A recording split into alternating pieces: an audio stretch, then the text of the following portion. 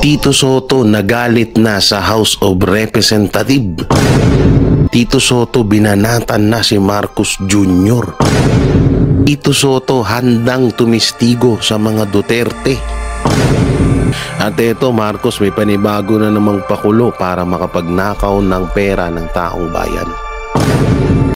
So yun po mga banateros, mga kabiyaya, isang mabiyayang araw po sa ating lahat at welcome back to my YouTube channel, Jay Guevara TV nga po pala, isa sa mga banateros, brothers. At ito pag-usapan natin. Ang dami natin pag-usapan. At ito talagang hindi ako nagkamaling suportahan tong tao na to, promise. Maalala nyo, ako po ay dating charity vlogger na nagpahinga na at kahit papano siguro may space na tayo sa langit. May space na tayo sa langit sa ginawa nating kabutihan, no? At pagkatapos nun, ako po ay naging TBJ Defender na nung panahon po na nagka-issue ang Tito Vic and Joey sa Tito Long Itbulaga na ayaw ibigay ng mga halusos, ayaw ibigay ng APT Studio or ayaw ibigay ng mga halusos sa Tito Vic and Joey na kaya sila daw ang may-ari niyan, sila daw ang gumawa. At ayun nga, tayo ay nagpatuloy sa pagdidepend dito sa tatlong to na minahal din natin at kulang ang ating tanghalian pag hindi natin napapanood ng Tito Vic and Joey sa hapagkainan. So eto na nga, doon na tayo sa punto na natapos na yung issue na yon. At sinabi ko at nagbitaw ako ng isang salita na kahit nasa line-up, o pagkakaalam ko nga ngayon parang umalis na ata ito sa line-up ng bangag line-up senatorial edition. So hindi ako nagkamali. At sinabi ko doon na kahit nasa kabilang panig siya, susuportahan ko pa rin si Tito Soto. At ito na nga, no, may sinabi si Tito Soto mapatungkol sa pagdinig or pag-hearing nung nakaraang araw at humarap nga si dating Pangulong Rodrigo Roa Duterte at hindi nga ikinatuwa ni Tito Soto itong mga nangyaring ito. At talagang kahit si Tito Soto ang makakapagsabi na nung nakakita nung hearing na yon ay talagang masasabi ni Tito Soto na ganito nga at may nangyayaring kababalaghan sa hearing na yan. At ito nga, no, ayun yung mga pag-uusapan natin ngayon. At ito may panibago na namang pamamaraan para makakuha ng pera ng taong bayan nitong gobyerno na ang ating bangag government. Gago! So, ayun nga pala. Alisin ko na pala tong gago na sound effects. May nag-chat sa akin nito eh. Sabi, Jay, alisin mo na nga yan. Sige po, simula po ngayon alisin ko na at papalitan ko na yan ng bago. Napipindot ko lang minsan hindi ko na ginagamit yan. Pero paisa pa nga. Gago! Pero tatanggalin ko na yan dahil may mga kabataan daw minsan na nanonood at natutuwa sa atin. Pag pinapanood daw ng kanilang tatay, nanay or lola ang video natin ay may nakikinig na rin daw yung mga bata. Oo, at minsan sinasabi daw ng mga bata na hala, naging vlogger na si James Reid. Gago! Sabi ng mga bata, yung mga bata talaga hindi marunong magsinungaling yan. So, karma agad, no? Sinungaling ka. Gago! Pero pag nagsisinungaling, nakakarma agad. Nasamid eh.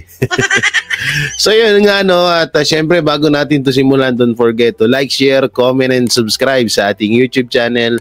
Pakipindot na lang ni yung bell button para lagi tayong updated sa ating mga video araw-araw. So bago lahat, mapunta muna tayo dito. Dito muna tayo. Ayan o. Ayan o. Ha? Wow. Wow. Ha? Wow. Dito nakalagay, nasa 4.5 million toneladang bigas posibleng ang angkatin ng Pilipinas dahil sa sunod-sunod na bagyo. Ayos. May panibagong nakawan na naman. Dito alam nyo, kung inaalagaan lang sana ng gobyerno ang mga magsasaka natin, hindi na natin kailangan umangkat eh. Hindi na natin medyo nakakalungkot lang, no? Isa ang Pilipinas or nangunguna noon ng Pilipinas sa inaangkatan ng ibang bansa, di ba? Alam niyo yan. So ngayon parang tayo na yung nanglilimos sa ibang bansa para lang magkaroon tayo ng ganito. So dito kasi ito kasi yan eh. Nasa 4.45 million toneladang bigas na posibleng angkatin ng Pilipinas. Na samantalang, isipin nyo maigi ito samantalang pamigay ng bigas si Romualdez kahit walang bagyo tapos ngayon bigla tayong aangkat ng bigas. Isipin nyo maigi yun. Kahit walang bagyo, pamigay ng ayuda si Romualdez. Diba? Pamigay ng ayuda si Romualdez. Tapos magugulat tayo, maaangkat tayo sa ibang bansa ng bigas. Dahil sa sunod-sunod na bagyo. So sa madaling salita, wala na tayong bigas dahil sa kakapamigay ng ayuda.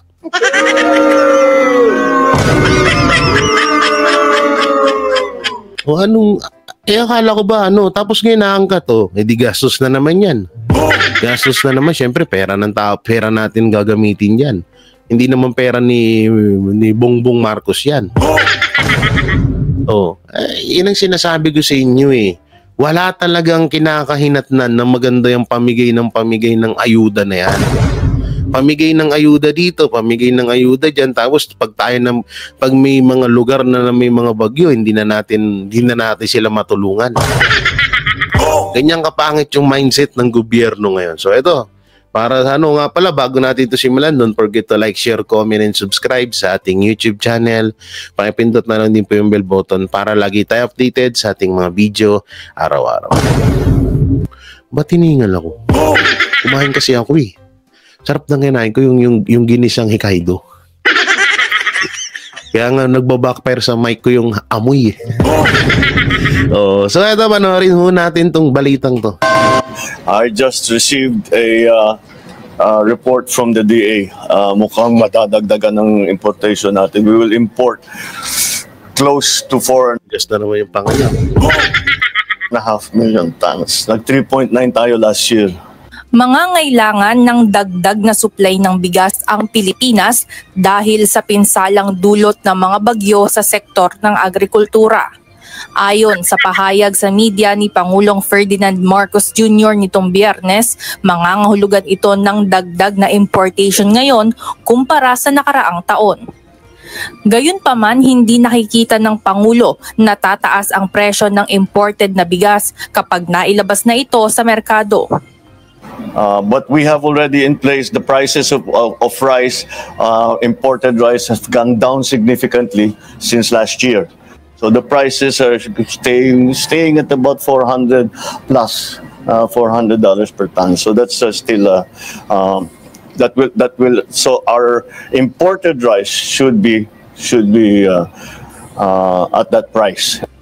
Dagdag pa ng punong ehekutibo, walang kompetisyon ngayon sa presyo ng bigas sa pagitan ng ASEAN countries kumpara noong El Nino season. Siniguro rin nito na kokontrolin ng pamahalaan ang presyo ng mga bilihin, lalo na ang mga produktong napinsala ng mga nakaraang mga bagyo. Ito na, yan na naman yung control na yan. Sorry napagmura naman tuloy ako. Ayaw na magmura, may nanonood ng mga bata eh. Paknubay sa mga magulang na ukluban. Sorry. Patnubayin yung mga anak nyo Ito kasi yan. Ito na naman tayo sa pagkontrol ng presyo ng bigas. Ilang beses nyo ba kukontrolin yan para makontrol nyo talaga?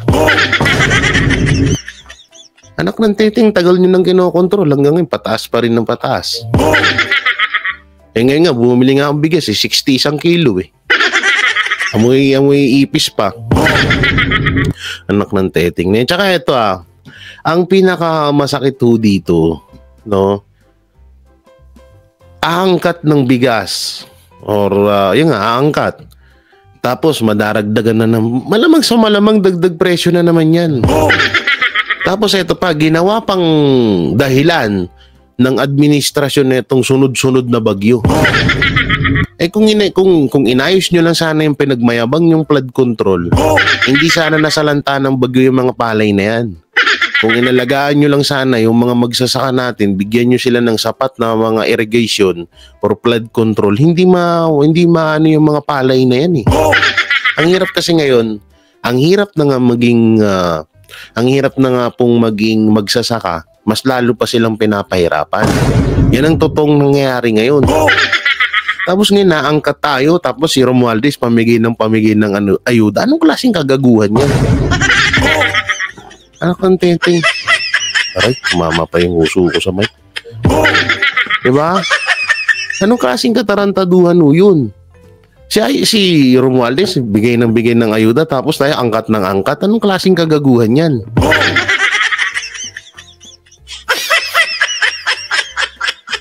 So, ibig sabihin, okay lang na mag-angkat tayo, kahit magastusan tayo, kahit gumastos ng milyon-milyon ang gobyerno, okay lang. Basta si Romualdez, tuloy lang sa pamimigay ng ayuda. Ha? Ano ko ng teteng naman, no? At maaapektuhan pa ng bagyong Pipito. Ivan Alvarez, UN. Ewan ko sa inyo. Eto, nakikita ko dito, panibagong strategy na naman nila to para may panibagong income na naman eh. Kasi nangyayari kasi sa sistema, ayon sa nakikita ko rin at alam ko rin naman, nakikita nyo rin naman yan eh. Katulad yan, nagastusan sila, diba? Migay sila. Parang napapansin ko, kada may ginagastusan sila at napapagastos sila, kailangan nilang maibalik yung gastos nila agad. Nasamantalang yung ginagastos nila, pera natin. Tapos kailangan pa nilang mabawi agad yun. Anak ng teteng naman. Pustahan tayo. Bago matapos termino ni Marcos, aabot ng mga nasa 70 to 80 pesos ang kilo ng bigas. Oh, promise yan. Wala na. Ang tanginang yan. Pamigay ng ayuda si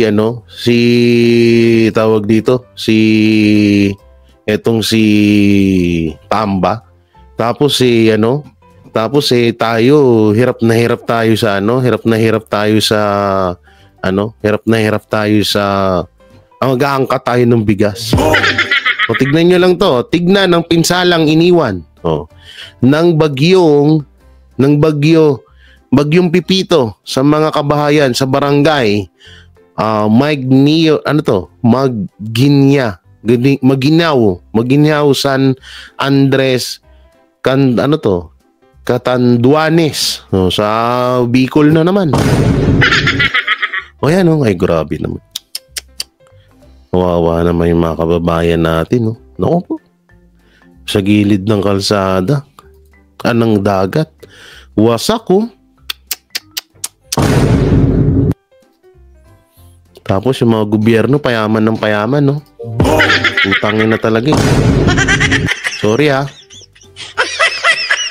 mga congressman, ang daming pagandahan ng relo. O ngayon asan na yung sinasabi nyo para kayo sa bayan? Para ba sa bayan? Tignan nyo nga. Baka muna pa sa inyo Office of the Vice President tumulong dyan, Wawa naman, wasak talaga, Hirap maging mahirap. Wawa, pati yung bangka, Pati yung bangka na, na panghahanap buhay, wasak din. Wala, ubos, Wawa naman. Grabe. Ay, nako. Di pa kasi mamatay. Ay, sorry. Ano ba yung nasabi ko? Nakalimutan. Di pa kasi may ma-overdose. Ay, sorry. Gago! Naano ako Pag nakikita akong ganito mga kababayan ko, nakapag-isip ka na ng di maganda Diba? Tingnan nyo. Payaman ng payaman yung gobyerno natin. Yung mga nasa gobyerno, payaman ng payaman. Mga Pilipino, pahirap ng pahirap.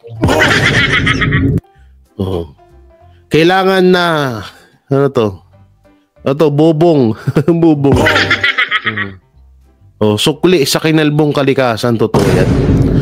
So totong sinabi ni Eliezer Ledio, kinalbong kalikasan. Yan sa Bicol, dami yan. Oo, grabe, no? Kawawa mga kababayan natin. So, yun na nga, mapunta na tayo dito sa topic natin na kung saan ay etong si Tito Soto, sinupalpalang Quadcom, halatang ginamit si Trillanes. Hindi talaga, alam nyo, hindi lang ginamit si Trillanes, kundi nagpapagamit din si Trillanes. Nagpapagamit yung kasi uso naman yan eh. Ano dyan eh, dyan biyasa si Trillanes. Gamitin siya at manggamit siya. Yun talaga yung totoo dyan.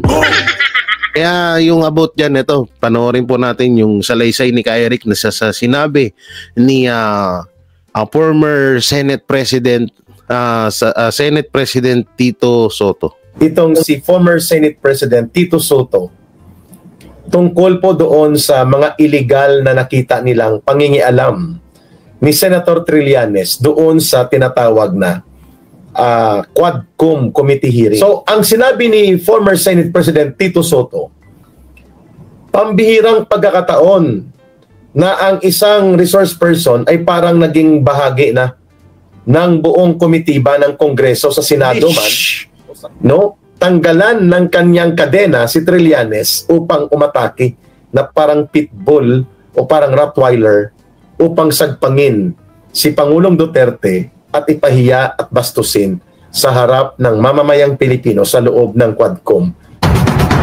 Grabe yun. Ito talaga si Ka Eric magsalita eh, no? So, ang pagka-inutil at pagka-incompetent ng gobyernong Marcos Jr.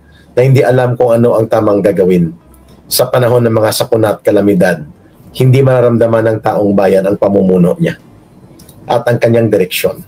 But nonetheless, pupunta po tayo sa ating paglalay bakit tayo nandito ngayon. Kaninang hapon po, nagpahayag itong si former Senate President Tito Soto tungkol po doon sa mga illegal na nakita nilang pangingialam ni Senator Trillanes doon sa tinatawag na Quadcom Committee hearing. Alam nyo, marami talagang nagulat dun eh. No? Ba't anong, talagang alam nyo yun, yung sa live, biglang napasabi yung mga netizen, ba't andyan yan? Sabi, ba't andyan yung hype na yan? Anong ginagawa niyan dyan? Andyan na nga si Dilima, tinanggap na namin kahit convicted yan eh. Tapos andyan din si Castro, kahit alam din namin convicted yan. Tapos andyan din yung hype na yan. Ayun yung mga yun yung mga chat nung yung mga comment, yung mga hinanaing ng netizen nung panahon ng hearing. Sabi ko, hanip talaga, grabe talaga. Talagang illegal ko sa illegal talaga. Ewan ko ba't hinahayaan nila? Siyempre, para sa kampihan na nga eh. Na parang naging interrogator siya doon ni Pangulong Duterte, hindi naman siya senador. Hindi rin malinaw kung siya by resource person doon, invited. Nag-under oath ba siya doon? Di ko naabutan yun. Nakita ko na lang na ba si Trillanes? Kahit na mag-under oath yun, sinungaling pa rin yun eh. Ni Tatay Digong ang mikropono at inambang na ihambalos sa kanya dahil sa kanyang kabalahurahan at katarantaduhang pangbabastos kay Tatay Digong sa loob ng Quadcom hearing doon sa Kongreso. Kaya tayo magbibigay ng reaction video kasama po ang nakikita natin na magiging epekto sa pangkalahatang kalagayang pangpolitika nitong nakaraang naganap na almost 14 hours marathon na hinarap ng buong tapang at lakas ng loob ni Tatay Digong at ng kanyang mga team na nandun, including si Vice President Sara Duterte na dumalo at nag-observe sa loob ng Quadcom hearing na yon, ang pangbabastos, panggigipit at ang pakikipagsabwatan ng iba't ibang pwersa na gustong durugin ang mga Duterte, lalo na ang pagwasak sa legacy of good governance and strong leadership ng Duterte government. So, ang sinabi ni former Senate President Tito Soto, pambihirang pagkakataon na ang isang resource person ay parang naging bahagi na ng buong komitiba ng Kongreso sa Senado man o sa House of Representatives. Unless, sabi ni Senator Tito Soto, nagkaroon ng deliberate and categorical suspension of rules, which I doubt wala. Kasi kung may suspension of rules, dapat ina-announce yan on the floor that At dapat alam ng kampo ng resource person yun. Kung meron mang ganun yun. Ika nga ni PRRD, may rules pala dito, di namin alam.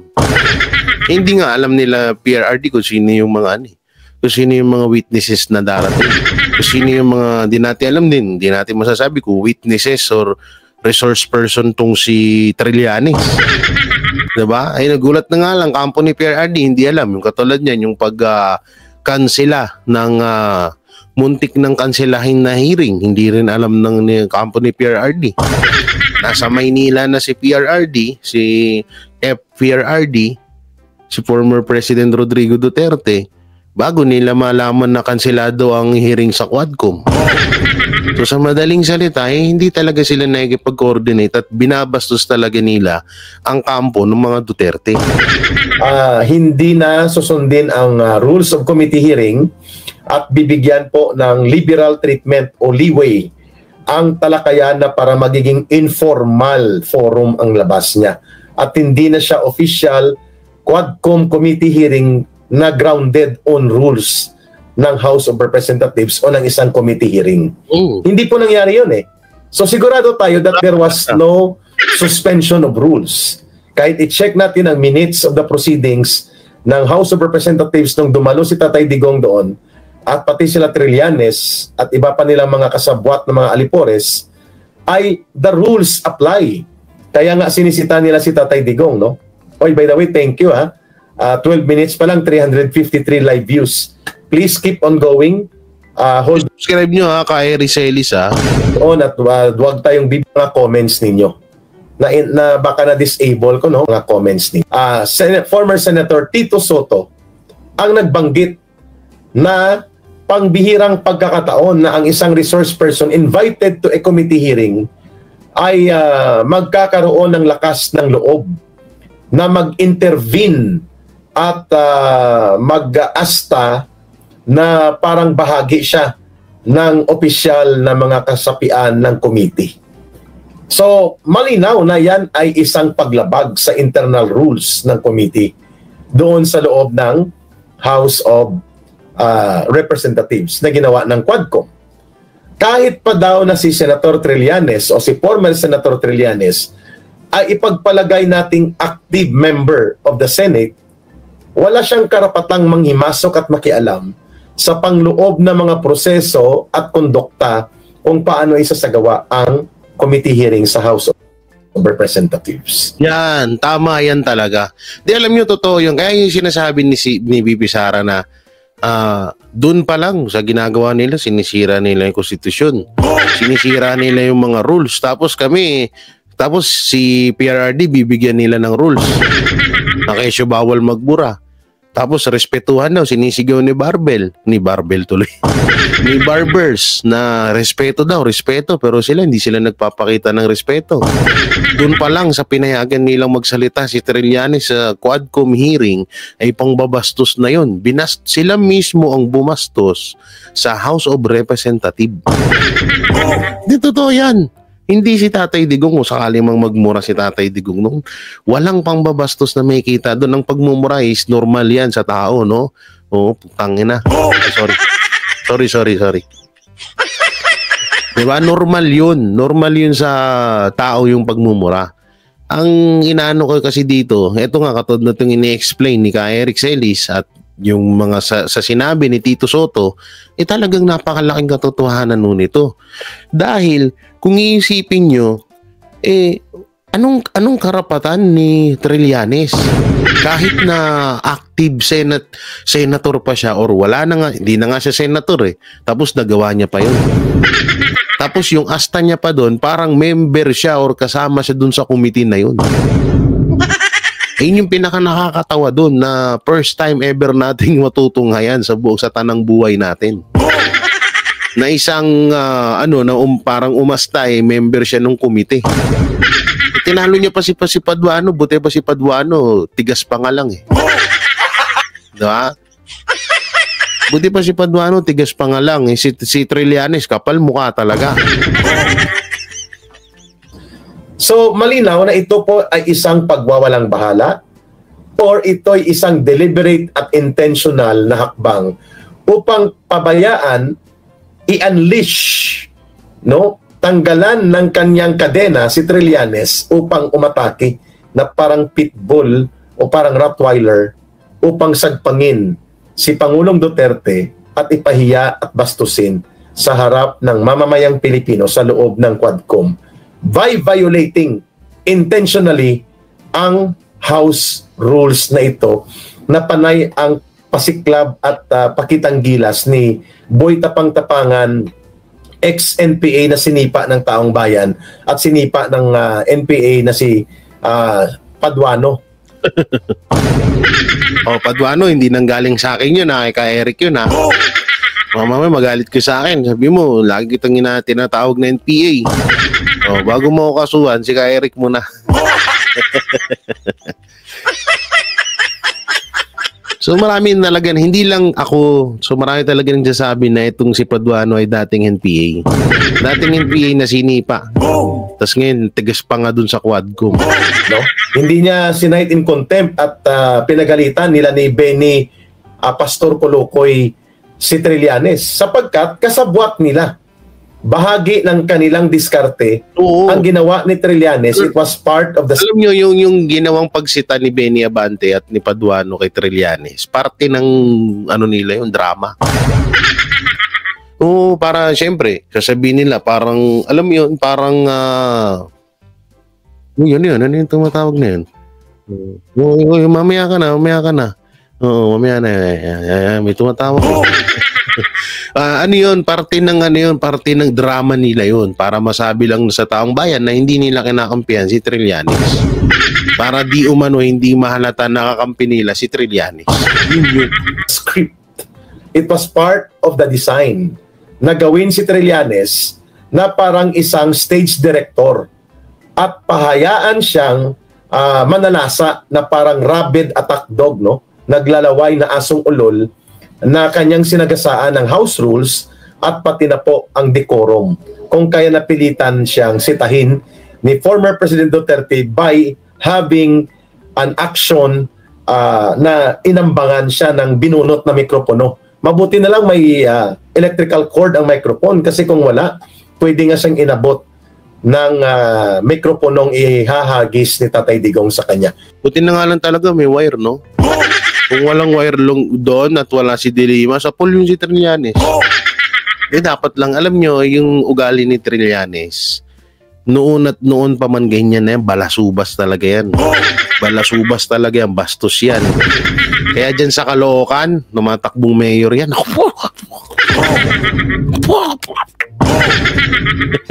Huwag yun ang pangarapin. Hindi nga kayo wag na kayong kumuha ng bato na ipupukpok nyo sa ulo nyo. Kawawa kayo dyan, mga tiga Caloocan. Ha? Wag nyo na, hayaan nyo na. Kapag lumapit sa inyo, pag kinamayan, pag nakipagkamay sa inyo, kamayan nyo. Mag-alcohol lang kayo. No? Ganun lang. Pero wag nyo iboto. Tingnan nyo ginagawa ngayon. No? Alam nyo, kukuhanan lang kayo ng pondo dyan. Pag nanalo yan bilang mayor dyan sa inyo, yung pondo dyan, kukunin niya at ipangkakaso niya sa mga kalaban niya. Yun ang diskarte dyan. Kala nyo, porket nandyan siya, tutulungan nila kayo. Ulul! mga galawang ganyan, alam na namin yan. Which he deserved during that time na hambalusin ang mikropono sa kanyang kagaspangan ng pag-uugali at kawalang galang. Hindi lamang bilang... Samantalang dito naman tayo pumunta sa di umano ay titistigo si Tito Sotto laban sa mga kumilos na si Tito Sotto tumistigo sa Duterte. Panoorin natin to. Dating Senate President na si Tito Sotto, tahasang nagsalita at tila binasag na rin ang katahimikan at katotohanan at tila matapang na sinagot ang ikinasang Quad Committee ng Kongreso at ang dating senador na si Antonio Trillanes. Gaano kaya ito katotoo, mga kababayan? Ating alamin. Pero bago ang lahat, kung bago ka pa lamang sa aming channel, please huwag kalimutang mag-like, subscribe at ng bagong video na i-upload namin. Ate, sa ikanasang pagdinig ng Quadcom sa Kamara ay sadyang lumabas ang kumpirmado umanong balita na nakalabas na ng bansa ang dating Police Colonel at PCSO Chairman na si Rowena Garma na siyang pilit di umanong nagsabi Nag-ano na ay grabe, baka tapos na yung bayaran. Gago! Eto pala yung umaalingaw-ngaw na issue nung nakaraan. Na tumakas na daw to, nasa ibang bansa na. Ay, pero bakit tinayaan? So, ibig sabihin, nag-witness, nagpabayad, tumakas. Ang lupit. Ang lupit ng diskarte nyo. Pa-share. sa Kongreso patungkol sa reward system di umano ng dating administrasyong Duterte sa laban kontra ipinagbabawal na gamot ayon pa sa kumpirmadong balita na inilabas online. Pero dito kay Garman, dami kong alam dito. Marami akong alam dito. No? Gusto niyo malaman?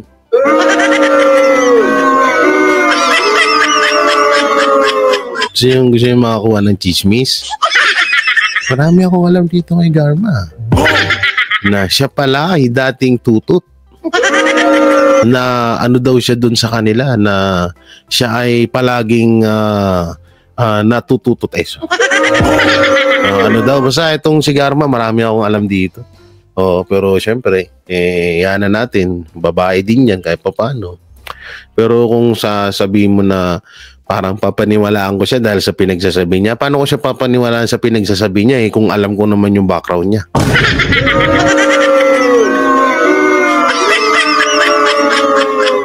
Ako po, kung malalaman nyo lang background nito ni Garma,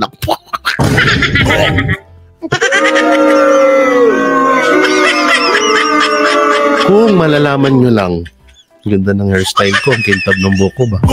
Parang ginalaan ng tatlong dosenang bakaw. Garma, umiska po na pa Estados Unidos. Sa labas na ng bansa si dating Police Colonel Ruth. Tinayaan ng gobyerno yan. Na makaalis kasi, kakampi nila. Lapit na.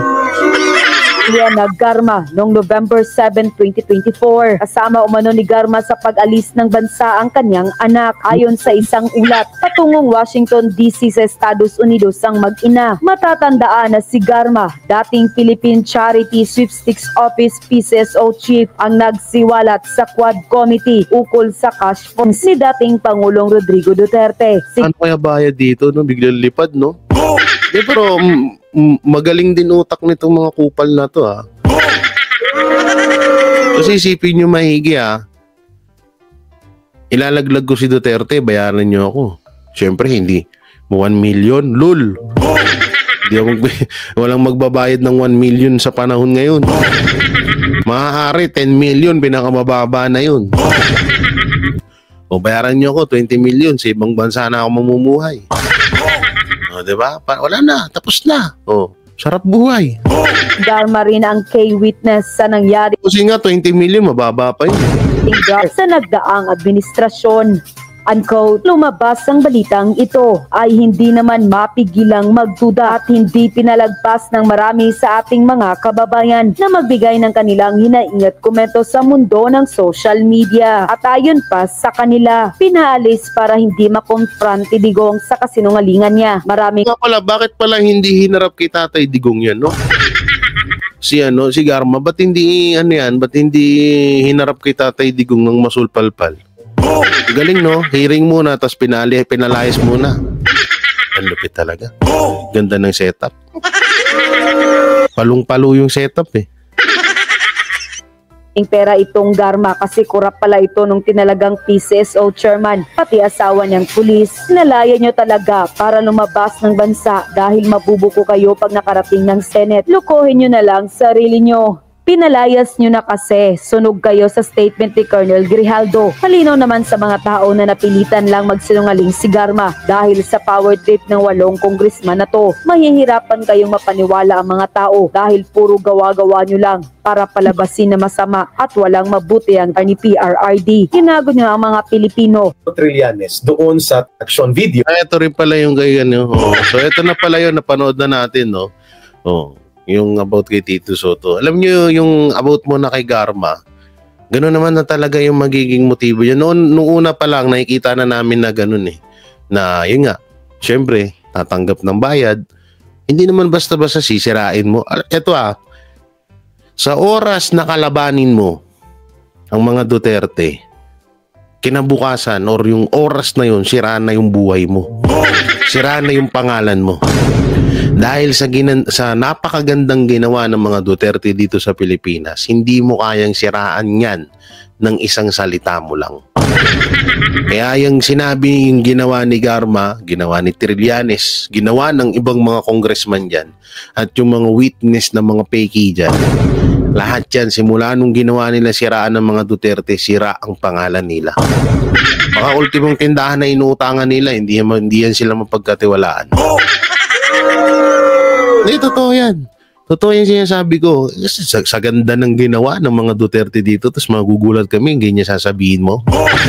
Nasamantalang ikaw rin isa sa mga nakinabang sa kabutihan at sa kagandahang ginawa ng mga Duterte dito sa Pilipinas. Si Garma, hindi ako, dami kong alam niyan, puta. Sorry. Pamura ako eh. Papamura tuloy ako eh. No? So yun mga banateros, mga kabiyaya, nung may kukomento nyo, lalong-lalo na dun sa sinabi ni dating Senate President Tito Soto, napakaganda ho nung, kaya hindi ko to tatanggalin sa sa lineup ko, Tito Soto. Alam nyo ba, eto lang, may kukwento lang ako. About Tito Soto lang Si Tito Soto, siya yung taong hindi talaga mahirap lapitan. Totoo yan. At ilang beses kong naranasan yan. Ilang beses kong nalapitan yan sa Tito Soto. Hindi ko lang kinakwento to noon nung nagbablog ako na panahon pa ng TBJ, ng Itbulaga issue. No, hindi ko kinakwento, pero napakalaking naitulong sa akin ni Tito Soto.